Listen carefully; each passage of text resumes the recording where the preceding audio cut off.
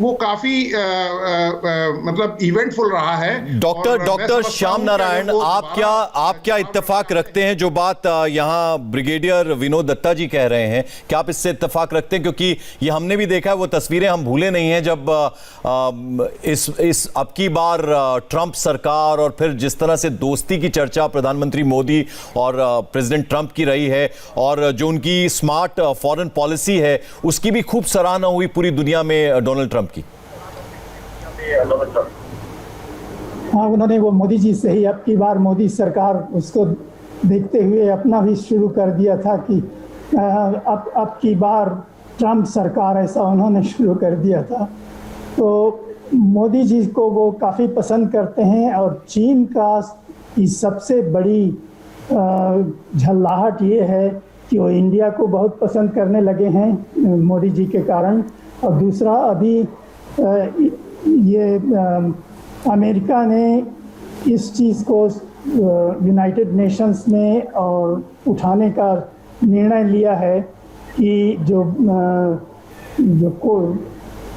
Corona virus है वो वहीं से शुरू हुआ और चीन ने दुनिया के किसी भी देश को इसके लिए आगाह नहीं किया कि ऐसा हो गया है और धोखे से छूट गया। तो ऐसा लगता है कि वो जानबूझ के एक प्रकार की लड़ाई थी, वो बायोलॉजिकल लड़ाई, इस दूसरे देशों को की प्रगति को रोकने के लिए उन्होंने कोरोना वायरस जानबूझकर सब जगह छोड़ा है। और वहाँ कितना है ये तो कुछ पता नहीं लगता है। अब तो वहाँ कोई कोरोना वायरस के बारे में कोई बात ही नहीं कर रहा है चाइना में कितना है, लेकिन दूसरे देश सफ़र हो रहे हैं, उनकी प्रगति रुक गई है, साल भर से ज़्यादा समय हो जाएगा। अभी तो खैर इस 8-10 महीने तो हो ही रहे हैं। तो इस चीज़ को देखते हुए शी जिनपिंग को चिंता है कि यदि डोनाल्ड ट्रंप रहे तो वो उनकी खबर लेंगे और इसलिए सर मैं आपके पास लौटता हूं। इस बीच बड़ी खबर हम अपने दर्शकों को बता दें, अमेरिकी चुनाव में वोटिंग के बाद अब काउंटिंग का इंतजार हो रहा है। इस बीच डेमोक्रेटिक उम्मीदवार जो बाइडेन ने एक बड़ा बयान दिया। बाइडेन से जब नतीजों को लेकर सवाल पूछा गया, उनसे पूछा गया कि कौन जीतने जा रहा है, तो उन्होंने नतीजे पर कोई भी टिप्पणी करने से इनकार कर दिया। थोड़ी देर पहले तक बाइडेन अपनी जीत का दावा कर रहे थे, लेकिन अब वो नतीजों का इंतजार करने की बात कर रहे हैं। साथ ही बाइडेन ने नतीजे आने तक अपना संबोधन भी टाल दिया है। तो आपको बता दें, आज रात समर्थकों को संबोधित भी नहीं करेंगे बाइडेन, यानी जब तक नतीजे नहीं आ जाते तब तक वही कोई औपचारिक बयान नहीं देंगे। बाइडेन से बाकायदा इस बारे में सवाल किया गया, नतीजों को लेकर उनसे पूछा गया। थोड़ी देर पहले काफ़ी कॉन्फिडेंट नजर आ रहे थे, लेकिन अब बाइडेन ने कहा है कि जब तक नतीजे नहीं आ जाते वो संबोधन नहीं करेंगे। उनसे पूछा गया कौन जीतने जा रहा है, तो उन्होंने नतीजे पर कोई भी टिप्पणी करने से फिलहाल इनकार कर दिया। थोड़ी देर पहले तक वो अपनी जीत का दावा कर रहे थे। Superstitious about predicting what an outcome is going to be until it happens. That's sort of who I am, how I've always run. जब तक नतीजे ना आ जाएं, मैं अनुमान लगाने को लेकर अंधविश्वासी रहा हूं, लेकिन मुझे पूरी उम्मीद है। लोग काफी संख्या में मतदान कर रहे हैं, खासकर जॉर्जिया और फ्लोरिडा में 65 साल से अधिक उम्र के अफ्रीकी अमेरिकन समुदाय में काफी उत्साह है। जिन जगहों पर मेरा समर्थन है वहां से अच्छे संकेत आ रहे हैं, लेकिन हमें इंतजार करना होगा। The base that has been supporting it. But we'll see. Doctor Ravi, अब से कुछ देर पहले तक ही वॉज लुकिंग वेरी कॉन्फिडेंट, वो ये कह रहे थे, जीतने का एक तरह से दावा कर रहे थे, लेकिन अब कहीं ना कहीं बैकफुट पर आते नजर आ रहे हैं। अब वो ये कह रहे हैं कि आज तो पहली बात वो अपना संबोधन भी नहीं करेंगे रिजल्ट्स काउंटिंग के बाद और रिजल्ट्स के बाद, और साथ ही साथ उन्होंने ये भी कहा है कि अभी वो इस पर कोई टिप्पणी नहीं करना चाहते। ये कहीं ना कहीं कॉन्फिडेंस शेक होता नजर आ रहा है जो बाइडेन का। पता नहीं, लेकिन वो कह रहे कि वो सुपरस्टिशियस है इस बारे में। शायद कुछ लोग सुपरस्टिशियस होते हैं, जैसे ट्रंप ने कल रैली किया था ग्रैंड रैपिड्स मिशिगन में। लेकिन देखो, जो बाइडेन साहब की जो थोड़ी सी प्रॉब्लम और वो भी उनका वीक, जैसा कहते थे ना कि जब नरसिम्हा राव इंडिया के प्राइम मिनिस्टर हुए थे तब वो कहते थे कि Narasimha Rao weakness was his strength, क्योंकि लोगों से वो इतना डेंजरस नहीं लगते थे, इसलिए काफी लोगों ने उनका समर्थन कर दिया। तो बाइडेन साहब वो रिपोर्टर्स के सामने आते ही नहीं थे, वो कभी उन्होंने फॉक्स न्यूज़ पे इंटरव्यू नहीं दिया, कोई सामान्य मतदारों के सामने अगर उनसे कोई पूछता था कि इसके बारे में आप क्या कोर्ट पैकिंग करेंगे, आप ग्रीन न्यू डील करेंगे, आप फ्रैकिंग करेंगे, तो वैसा ज्यादा उनको लोग बचा के रखते थे। और क्विकली जो एक दो मुद्दे पे बात हो रही थी, उसके बात करूं अभी या नहीं? वो नाटो वाटो पे जो ट्रम्प साहब का और चाइना के, उसके ऊपर अभी बात करूं? हेलो जी जी जी, आप बोलिए।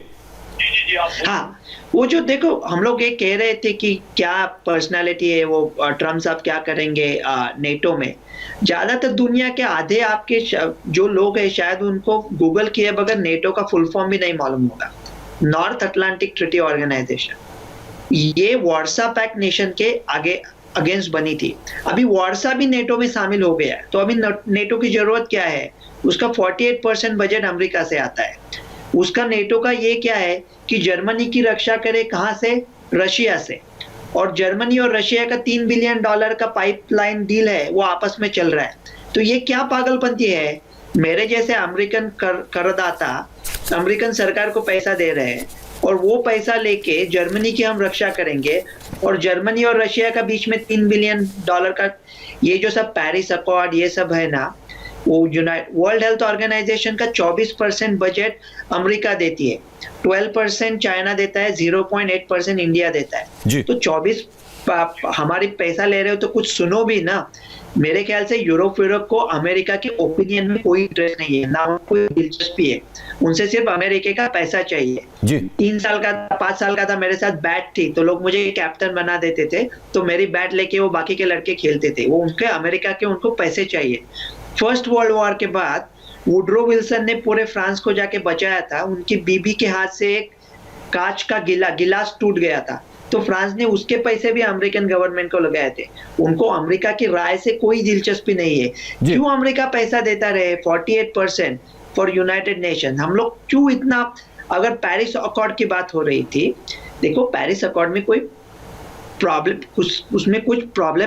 उसमें कुछ ये है ही नहीं, क्योंकि अगर इंडिया और चाइना वो ग्रीन न्यू डील, मतलब वो अगर उनका कार्बन एमिशन नहीं कर देते तो यूएस या यूरोप में करके कुछ फायदा होने वाला नहीं है। और इंडिया और चाइना कहते हैं जब इंडस्ट्रियल रिवॉल्यूशन के बाद यूएस और अमेरिका और यूरोप ने सब अपना इकोनॉमी को मजबूत किया, हम लोग वहां पीछे थे।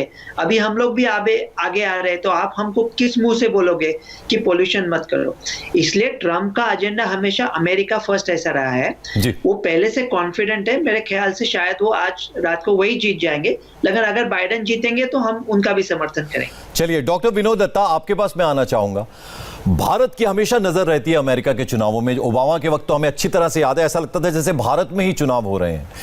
लेकिन अभी इस बीच आपको बता दें, बड़ी खबर आ रही है। अमेरिकी चुनाव पर सबसे पहला रुझान सामने आया है। इंडियाना और न्यू हैम्पशायर में ट्रंप की पार्टी आगे है। 2 राज्यों के काउंटिंग के नतीजे सामने आए हैं। अब तक की काउंटिंग में 72% वोट ट्रंप को और 26% वोट जो हैं वो बाइडेन को मिले हैं। यानी 2 स्टेट्स के रिजल्ट्स जो हैं वो सामने आए हैं, और इंडियाना और न्यू हैम्पशायर यहां ट्रंप की पार्टी आगे है। यानी इन 2 राज्यों में नतीजे सामने आए हैं और अब तक की काउंटिंग में 72% वोट ट्रंप को हैं और 26% यानी 26% वोट जो हैं बाइडेन को हैं। तो यानी शुरुआती अच्छी खबर जो है वो ट्रंप के लिए आ रही है। इसी पर हम बात करेंगे। डॉक्टर विनोद दत्ता, यानी शुरुआती जो बढ़त है वो ट्रंप को मिलती नजर आ रही है यहाँ पे। हाँ, देखिए, ये एक अच्छा मेरे अपने जातीय तासुरात है ये, तो ये एक अच्छी खबर है कि ट्रंप साहब को बढ़त मिल रही है। और मैं आपको ये बताना चाहता हूँ, क्योंकि देखिए डॉक्टर रवि ने काफ़ी अच्छे जो फैक्ट्स एंड फिगर्स दिए थे। नाटो के बारे में मैं थोड़ा और कहूँगा। करीब 28 कंट्रीज हैं और जिसमें करीब 22 कंट्रीज के साथ यूएस के अच्छे संबंध हैं।